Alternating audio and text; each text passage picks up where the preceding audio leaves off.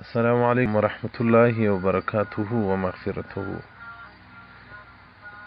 د ابو هريره رضی مبارک څخه روایت و ان الرجل لترفع درجته في الجنة. په تحقیق سره وایي انسان به په جنت کې په خپلو درجو کې پورته کیږي.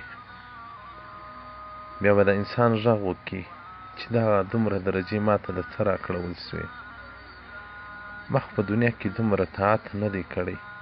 فیقال ورته وبویل سي باستغفار ولدک لک، په مغفرت سره د اولاد تعالی اولاد تا ته مغفرت غوښتی د الله له طرفه څخه، الله جل جلاله دغه مقام در لره درکړ.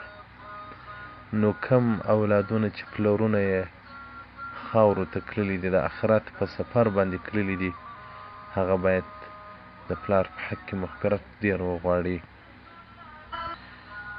د پلار دپاره زیات مغفرت وغواړي.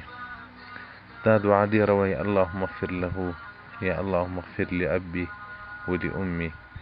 حدیث رقم 1992 صفحه 290.